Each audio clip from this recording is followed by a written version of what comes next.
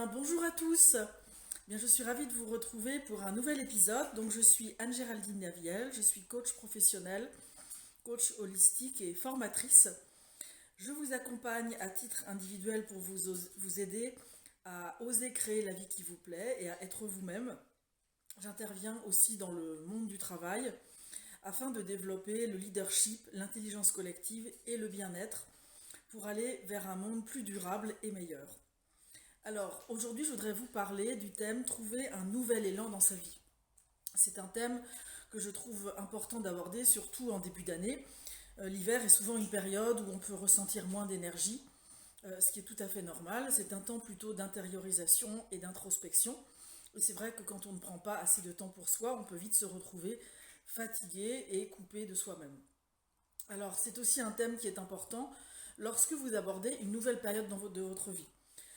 Donc, par exemple, peut-être à titre professionnel, vous souhaitez changer de travail, vous réorienter, vous sentez que vous êtes démotivé, que votre travail n'a plus de sens pour vous. Vous souhaitez soit peut-être devenir entrepreneur ou tout simplement évoluer dans un poste avec plus de responsabilités ou un poste qui prenne plus en compte votre mission de vie et votre mission d'âme. Cela peut être aussi un changement personnel, par exemple un changement qui arrive à un moment donné où peut-être vous avez décidé d'arrêter une relation de cœur, peut-être aussi un moment où vous accueillez un nouvel enfant dans votre foyer ou au contraire vos enfants grandissent et quittent la maison. Cela peut être aussi suite à un deuil avec la perte d'une personne très chère. En tout cas, tous ces moments-là qui sont très perturbants et qui invitent à des changements peuvent nous tournebouler et quelquefois nous faire prendre des décisions qui ne sont pas justes. Que ce soit sous le coup de l'émotion, que ce soit justement parce que nous n'avons pas pris le temps d'accueillir nos émotions et de prendre du recul face à une situation, nous pouvons faire des choix qui risquent de nous porter préjudice un peu plus tard. Alors, cela fait maintenant des années, puisque ça fait 17 ans que je fais ce métier, que je vous accompagne à titre individuel et collectif sur des aspects comme celui-là. Donc, je vous constate très souvent que quand on est dans une période de changement, cela peut venir toucher la confiance en soi et l'estime de soi. Parce que justement, on se trouve un petit peu bloqué, un petit peu comme on fait du surplace. Des fois, vous pouvez avoir du mal aussi à simplement prendre une décision, à vous faire confiance. Et donc, ça peut venir toucher chez vous des zones d'ombre, des zones de blocage, de peur. Et puis, vous pouvez être aussi plus sensible au regard des autres. Si vous voulez prendre une décision et que tout le monde vous dissuade, ou si vous êtes face aux peurs des autres qui vont aussi réveiller les vôtres. Je pense à une personne récemment qui me disait que suite à un licenciement, elle avait décidé de quitter son mari et de s'installer toute seule, et que tous ses amis lui avaient dit mais ce n'est absolument pas le moment dans ta vie, tu vas te mettre en danger, il faudrait que tu attendes encore un petit peu plus longtemps. Alors, ce que j'ai observé, c'est que souvent, c'est notre mental qui va prendre le dessus. Notre mental, il est là pour préserver notre sécurité. Alors, évidemment, quand nous lui parlons de changement, et en plus, quand il s'agit d'un changement pour aller vers l'inconnu, il va avoir beaucoup de mal, évidemment, à vous croire.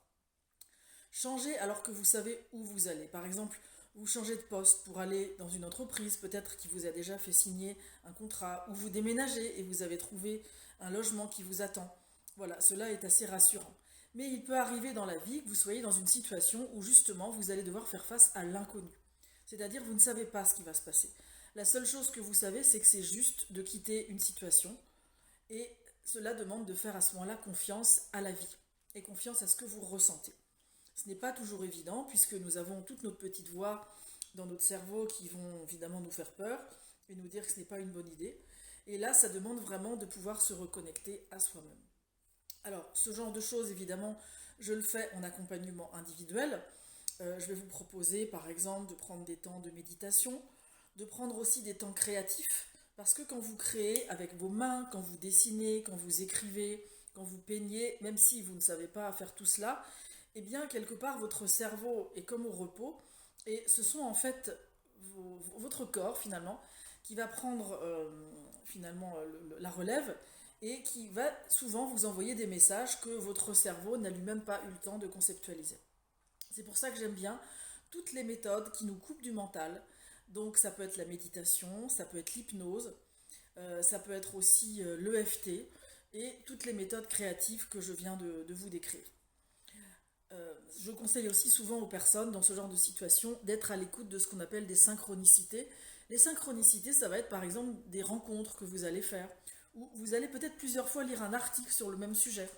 Et là, ça vous demande d'être à l'écoute de votre ressenti. Le ressenti, ce n'est pas ce que vous dit votre tête, c'est plutôt ce que vous dit votre cœur, votre âme et votre corps. Ça peut être des petits signaux très légers, comme par exemple un frisson, comme par exemple de l'énergie qui se met à circuler dans le corps. Ou peut-être vous allez sentir que d'un seul coup, c'est comme si vous étiez en train de vous aligner. Ça va vous paraître juste, ça va résonner à l'intérieur de vous. Voilà, et bien tout ça, ce sont des signaux à prendre en compte. Mais comme la plupart du temps, nous ne sommes pas habitués à faire ça, nous avons plutôt l'habitude de réfléchir de façon rationnelle, eh bien nous allons peut-être manquer des informations. Alors évidemment, ça ne veut pas dire qu'il ne faut plus réfléchir. Après, notre mental est là pour évaluer, pour organiser, pour vérifier si ça peut correspondre avec la réalité. Et des fois, l'intuition va peut-être s'avérer un peu trop, comment dire, optimiste, ou peut-être au contraire un peu trop pessimiste. Ou peut-être faudra-t-il attendre encore un petit peu que d'autres événements se mettent en place. C'est pour cela que j'invite toujours les personnes à prendre des temps d'intériorisation avec elles-mêmes. Alors cette année, j'ai aussi décidé de vous proposer des accompagnements collectifs. Parce que je me suis rendu compte que, eh bien, il était temps d'ouvrir tous ces accompagnements à un plus grand nombre. Et aussi que l'accompagnement collectif, on le sait très bien, peut aussi accélérer les changements parce qu'il va y avoir en fait cet effet miroir avec les autres personnes du groupe qui vont aussi vous faire avancer. Alors, qu'est-ce que je vais proposer cette année? Je vais vous proposer des stages. Des stages qui vont durer plusieurs jours, voire même une semaine, pour vous dépayser. Déjà pour vous permettre de sortir de votre quotidien et d'être dans un nouvel endroit. C'est comme quand on sort le poisson rouge du bocal et qu'on le met dans l'océan. D'un seul coup, il va se rendre compte que il se passe plein d'autres choses autour de lui. Donc ce sera la première chose, de vous permettre de sortir de votre environnement habituel et peut-être même de vous permettre de vivre des choses que vous n'avez pas l'habitude de vivre. Ensuite, le deuxième élément, eh bien, c'est que je vais aussi vous proposer des activités pour vous permettre justement de vous reconnecter à vous-même, de vous écouter, d'écouter vos besoins et d'oser aller voir quelles sont les réponses que vous pouvez trouver à l'intérieur de vous. Et ça, je le proposerai avec toutes les méthodes que je propose déjà aujourd'hui en individuel, mais de façon collective. Donc il y aura des temps d'enseignement, des temps de partage, des temps de créativité, des temps de bien-être, des temps où vous allez pouvoir visiter, aller dans des lieux peut-être inédits et écouter aussi ce que ça vous fait. Ce sera dans un lieu que je ne veux pas encore vous dévoiler, mais en tout cas un lieu magnifique dans la nature, où vous allez être vraiment chouchouté, où on va vous prendre en charge et on va vous proposer vraiment de vous mettre à l'écoute de vous-même et d'écouter ce qui se passe. Alors je vous donnerai des informations dans les prochains temps. Ce que je peux vous dévoiler, c'est que ce lieu est au Maroc, à Essaouira. C'est un lieu absolument magnifique dans lequel je suis moi-même allée, donc j'ai pu tester en fait l'énergie qu'il y a dans ce lieu, la beauté. Il y aura aussi des activités comme du yoga, du massage, des visites. Et vous verrez en une semaine qu'il est vraiment possible de mettre en place des changements importants et de trouver votre voie. Alors voilà, je ne vous en dis pas plus.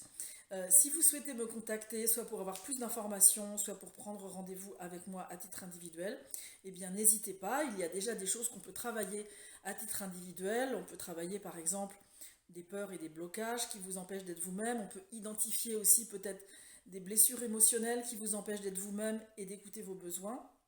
On peut aussi identifier peut-être déjà des pistes, des intuitions que vous avez.